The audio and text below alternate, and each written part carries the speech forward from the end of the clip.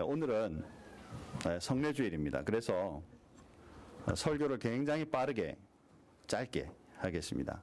설교도 굉장히 중요하지만 성례에 참여하는 것 굉장히 중요합니다. 그래서 오늘 이제 설교를 굉장히 짧게 말씀을 나누는데, 앞으로 오늘부터 시작해서 몇 주간은 예수님께서 살아계시는 동안에 교훈으로 주신 비유들이 있습니다. 그 비유들을 중심으로 몇 주간 우리 같이 생각해보는 그런 시간을 갖겠습니다. 비유가 뭘까요? 비유는 두 개의 사물이나 두 개 이상의 사물이나 또는 개념, 사고 또는 철학적인 어떤 그 백그라운드를 한쪽을 이용해서 다른 쪽을 잘 설명하는 것, 이게 비유입니다. 예수님께서 비유로 말씀하셔서 우리는 성경 읽으면요, 마태, 마가, 누가, 심지어 요한복음에도 조금은 비유가 나오게 되는데, 이 비유가 아주 흔하다라고 생각해서 뭐 예수님 비유로 말씀하신 많은 것이니까 뭐 다 그렇겠지라고 생각하지만, 실제로 예수님 당시에 비유로 사람들을 가르치거나 얘기를 하는 일은 많지 않았습니다. 구약 전체를 봐도요, 비유가 많지 않습니다. 좀 유일하게 나타나는 곳이 있는데, 거기 다윗의 경우에 자기의 신복이었던 우리아의 아내 밧세바를 취했잖아요. 그러고 나서 모른 척하고 있을 때 나단 선지를 보내가지고, 그때 책망할 때 바로 당신 나쁜 사람입니다 이렇게 말하지 않고요, 비유를 얘기합니다. 가난한 한 농부가 있는데 가지고 있던 양을 부자가 다 뺏었습니다. 이런 부자 어떻게 할까요? 그랬더니 가만 놔두면 안 된다, 화를 딱 내게 되죠. 그때 바로 그 부자가 당신입니다 라고 이렇게 깨닫게 해주는 그런 장면이 나옵니다. 근데 생각보다 우리 구약을 읽으시면 비유가 그렇게 생각보다 별로 없어요. 예수님께서 왜 비유로 말씀하셨을까? 조금 이따 이유를 보고요. 예수님께서는 사실은 당시에 비유로 사람들을 가르치는 일이 많지 않았는데, 가르치신 것은 굉장히 많은 사람들에게 관심이 있었고, 어떻게 하면 제대로 복음의 말씀을 전해줄까를 예수님은 고민하시고 또 이렇게 개발하시면서 문학적 기법으로, 그죠? 이렇게 해서 복음을 전하신 것 같아요.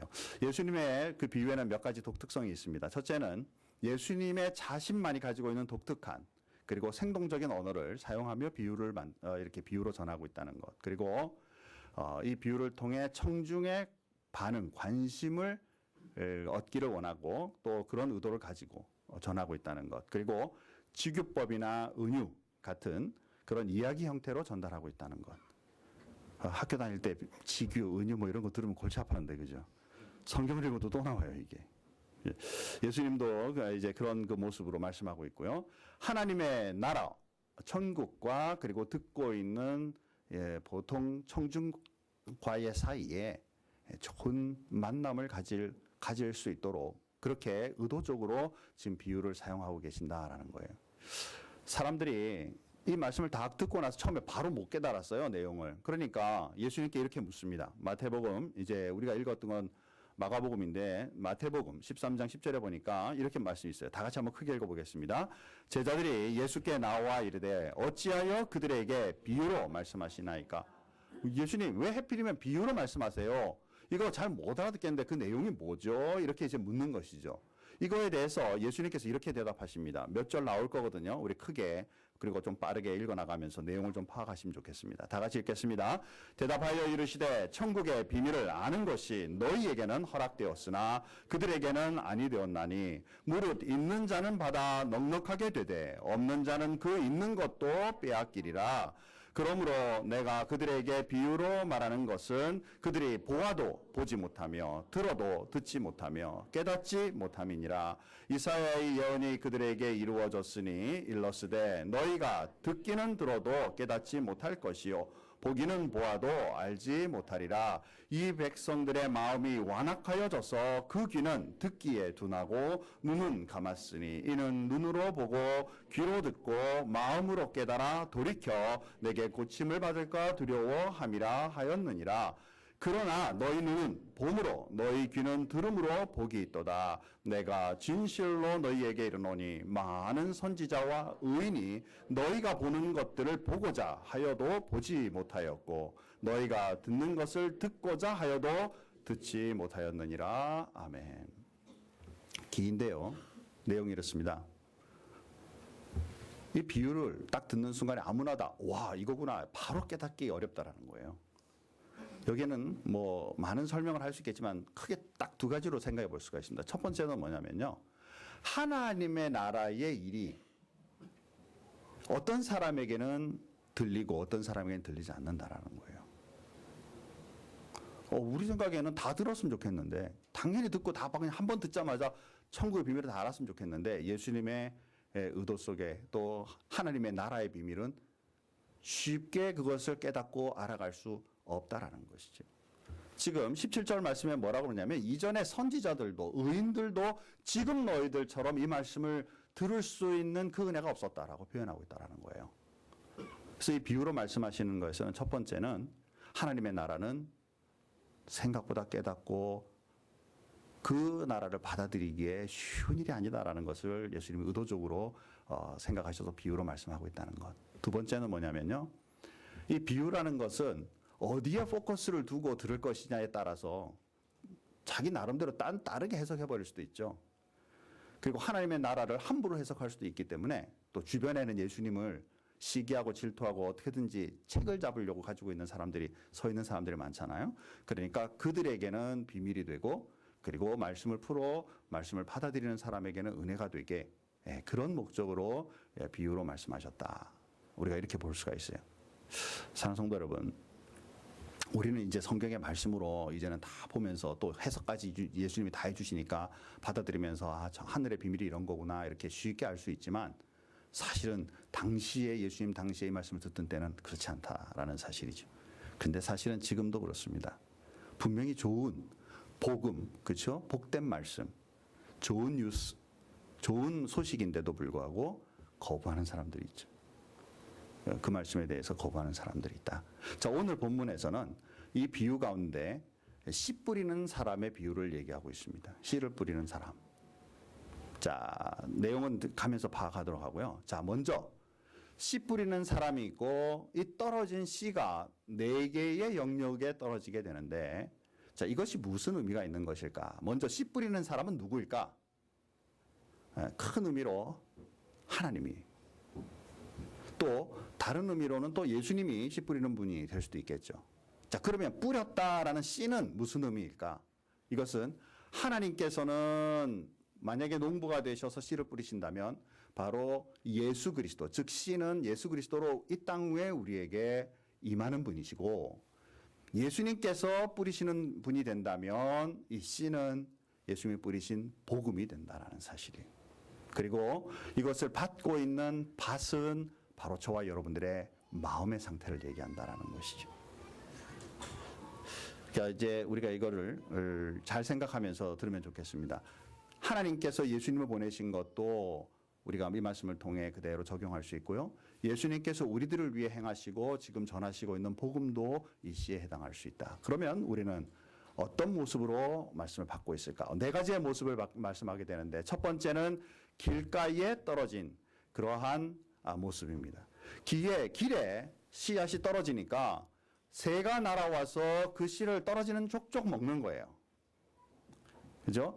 바로 이 복음, 즉 예수 그리스도 복음에 대한 말씀이 떨어지면 받아들이지 않고 뿌리도 내리지 않고 그냥 그대로 있기 때문에 그 복음을 없애버리는 이 존재, 이게 바로 사단이죠. 새로 비유되고 있는 것이.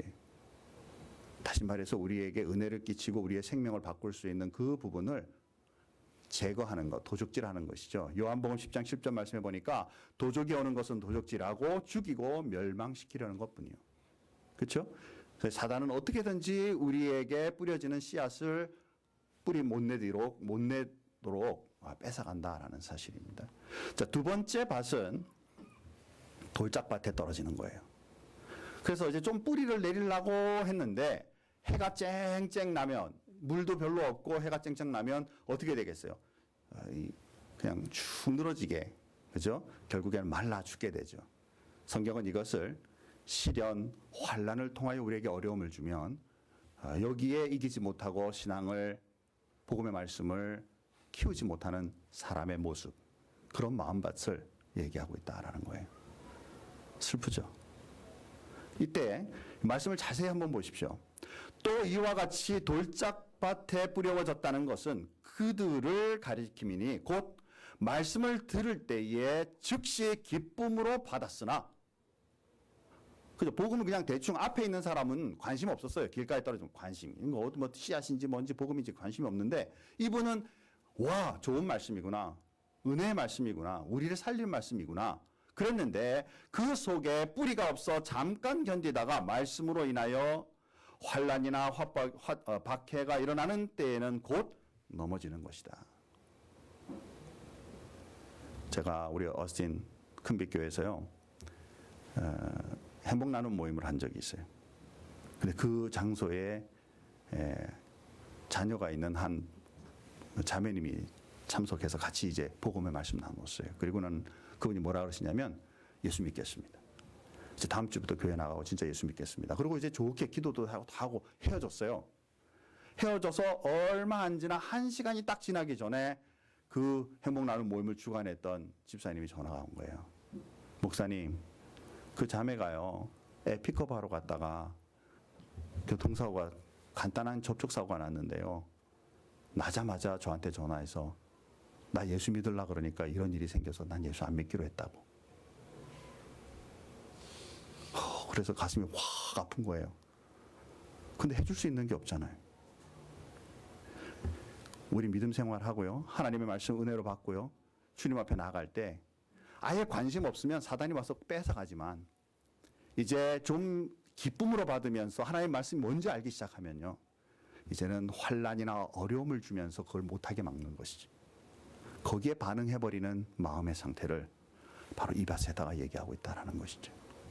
세 번째는, 이번에는 가시밭이에요. 이 가시라는 것은 이제 좀 더 가시밭에 떨어져서 흙도 좀 있고 이렇게 해서 더 잘 자라요. 그런데 주변에 있는 가시들이 자꾸 괴롭히죠. 염려, 재물의 유혹, 세상의 욕심들이 신앙을 성장하지 못하게 만들어요. 겉모습을 보면 예수쟁이에요. 왜냐하면 어느 정도 틀을 갖추고 있기 때문에.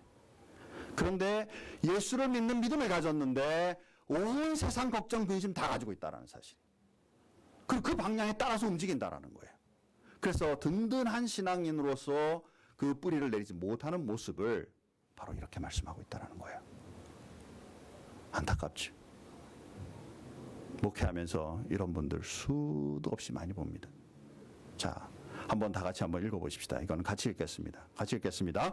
또 어떤 이는 가시떨기에 뿌려진 자니 이들은 말씀을 듣기는 하되 세상의 염려와 재물의 유혹과 기타 욕심이 들어와 말씀을 막아 결실하지 못하게 되는 자요. 아멘. 분명히 신앙생활 해요. 겉으로 보기에는 신자같이 보여요. 그런데 열매가 없어요. 열매가 없어요. 그러니 신앙생활이 덕이 되겠습니까? 즐거움이 되겠습니까? 부담이 되는 거지. 오히려 든든한 그리스도인으로 살면 될 텐데 영향력을 받는다. 사단은 가만히 두지 않습니다. 여러분의 삶에 세상 온갖 염려와 그리고 유혹들과 욕심들을 계속 일으키지. 마지막은 좋은 밭입니다. 설명할 게 없겠죠. 다 같이 한 목소리로 같이 한번 읽어보겠습니다. 좋은 땅에 뿌려졌다는 것은 곧 말씀을 듣고 받아 30배나 60배나 100배의 결실을 하는 자니라. 아멘. 말씀 마치겠습니다. 여러분들은 좋은 밭이 되는 축복의 사람 되기를 주님의 이름으로 축복합니다. 자, 인터넷에서 찾아봤어요. 그러다 보니까 이 좋은 그림을 발견했습니다. 맨 저 좌측에 있는, 저로 보면 우측에 있는 자매, 그렇죠? 관심이 없어요. 그러니까 떨어지는 복음대로 그대로 다 사단이 먹어가요. 두 번째, 좀 기쁨으로 말씀을 받았지만 시들시들한 인생 살아요. 세 번째, 이제 좀 신앙이 성장하는 듯한데 아직도 열매 맺지 못하고 온갖 것에 시달리고 살아요. 정말 하나님의 말씀과 그 은혜로 뿌리를 내리고 싹이 나고 열매를 맺는 그리스도인, 저와 여러분의 삶 속에 그러한 삶이 꼭 있기를 주님의 이름으로 축복합니다. 예수님께서 이 세상에 오셔서 이제 십자가에 죽으시고 부활하셨어요. 십자가에 죽으시고 그리고 우리를 위하여 모든 죄의 문제들을 해결하시면서 복음의 역사로 우리에게 오셨습니다. 그리고 그 열매를 부활로 맺으심으로 우리에게 죽음의 권세를 이기시게 하는 하나님의 그 능력을 경험케 하셨죠. 오늘 우리가 성찬에 참여합니다. 여러분의 마음속에 하나님, 나의 마음밭이 어디입니까? 주님 앞에 깨끗하고 아름다운 정결한 그리고 정말 아름다운 밭이 되어서 하나님의 말씀 그 능력으로 살아가는 그리스도인이 되게 해주십시오라는 마음으로 성찬에 참여하는 저와 여러분이 되기를 주님의 이름으로 축복합니다. 기도하겠습니다. 하나님 감사합니다. 오늘 예수님의 비유 가운데 네 가지의 밭을 우리가 생각해 보았습니다. 정말 좋은 밭이 되어 말씀을 그대로 받아들이고 또한 잘 뿌리 내리고 그리고 또한 잘 성장하여 열매를 맺는 그리스도인으로 살아갈 수 있게 하나님 인도해 주옵소서. 우리 열매를 많은 사람들이 오히려 먹게 하여 주시고 주변에 나누어주는 그런 그리스도인의 삶이 있게 하여 주심으로 또 예수 그리스도의 그 귀한 그 사역에 동참하는 축복의 은혜의 삶이 우리들에게도 있게 도와주옵소서. 귀한 성찬에 오늘 참여하게 됩니다. 참여하는 모든 심령들마다 하나님 앞에 감사와 기쁨으로 주님 앞에 나아가는 귀한 시간이 되게 도와주옵소서. 주님 앞에 감사하며 예수님의 이름으로 기도하옵나이다. 아멘.